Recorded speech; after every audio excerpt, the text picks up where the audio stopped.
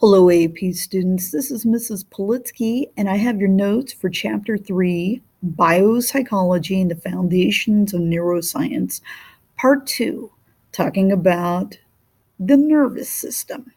So, we're going to talk a little bit about how the body communicates internally. When we look at this, we've got to look at two systems, the nervous system or the endocrine system.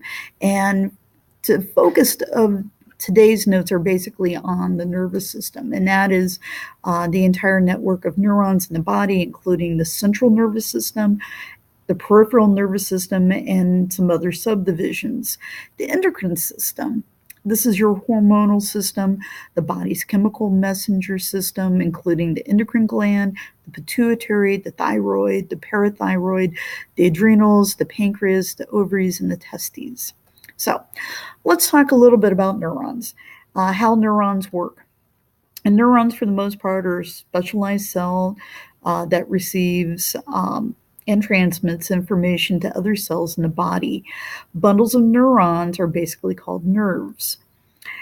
Dendrites, when we talk about the parts of our neurons, this is the branch fiber that extends outward from the main cell body or the soma and carries information into the neuron. The soma, that is the cell body, it contains the nucleus, which includes the chromosomes.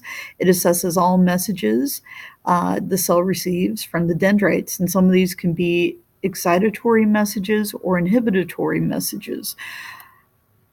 The axon, this is the extended fiber from the soma that conducts information from the soma to the terminal button.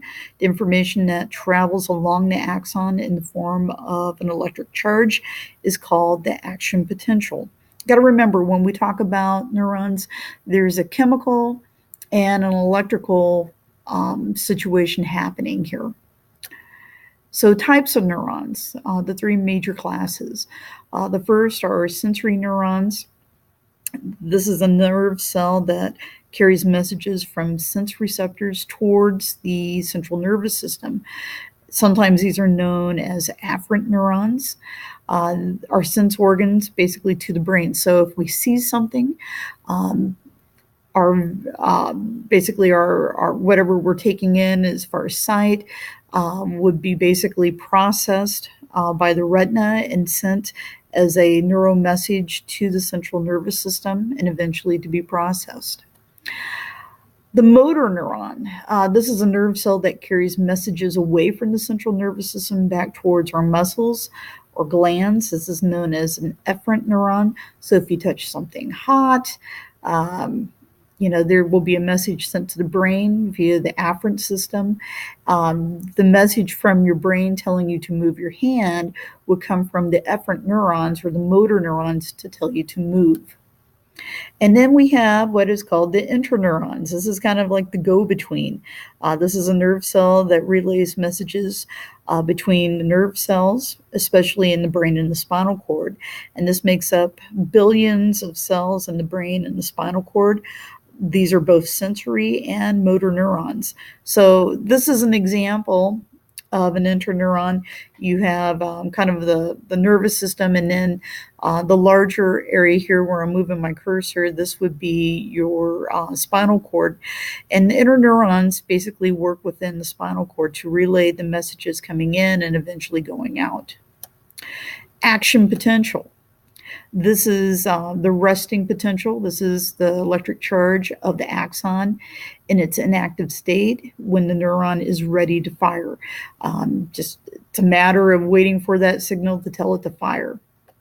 It's kind of like a toilet that's resting before it's flushed. The action potential, this is the nerve impulse caused by the charge or change in the electrical charge across the cell membrane of the axon. It's like a row of tumbling dominoes from the soma down to the axon, eventually to the end at the terminal buttons, or if you want to call it the flushing of the toilet. And then finally, the all or none potential. This is the action potential or in the axon, either full-blown or not at all, and hence it's like the flushing of a toilet or the firing of a cannon. So synaptic transmission. So when we look down at the terminal buttons of each of our neuron, there is a little sac there that contains some of our neurotransmitters. So synapse, this is the gap between the nerve cells. It acts as an electric insulator. It prevents the charge from speeding down the axon and then jumping to the next cell. Along with that, you have your terminal buttons. This is the tiny bulb-like structure at the end of the axon. It contains the neurotransmitter that carries the neuron's message into the synapse. And then synaptic transmission, this is the relaying of information across the synapse by means of chemical neurotransmitters. And we'll talk about some of those here in a bit. Neurotransmitters, these are chemicals used in neurocommunications that relay the neural message across the synapse. Some of these are actually hormones. And finally, the synaptic vesicles. This is a small container holding the neurotransmitter molecules that then connects to the presynaptic membrane. And it's kind of like how we click together Legos. Each neurotransmitter has a special receptor site on the next dendrite. And when these neurons, for the most part, are released, they happen to click into the right area. And that's kind of where we have that connection here in that presynaptic membrane. When we look at neurotransmitters, in the past we've talked a little bit about acetylcholine, serotonin, dopamine, norepinephrine. When we talk about acetylcholine, this is controlling things like muscle control, memory, sensory response, excitatory kind of things. And it's definitely being one of those things that is being watched when we talk about individuals who have issues with Alzheimer's disease or even other forms of dementia. Serotonin is kind of controls intestinal movements, control of mood regulation, appetite, sleep, muscle control. Most antidepressants mimic the effect of serotonin. Most narcotics affect the release and the reuptake of serotonin. So individuals who are struggling with those kind of things may have some issues. Dopamine, this is kind of the reward pathway. It's involved in cognition, involuntary motion. Imbalances can lead to things like Parkinson's disease. When you talk about certain drugs, cocaine and some opiates have a significant effect on the release. Norepinephrine, this kind of controls the fight-flight impulse or response.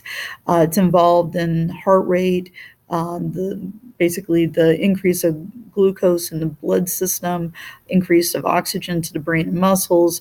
It is produced from dopamine in the adrenal glands on the kidney. L-Dopa is a precursor to dopamine. We have tryptophan, which is a precursor to serotonin. You can take a look at that. GABA or GABA inhibits the central nervous system, can mediate muscle tone receptors susceptible to alcohol, which creates central nervous system depression. Glycine inhibits the signals. Tyramine, for the most part, blood pressure regulation, and glutamate.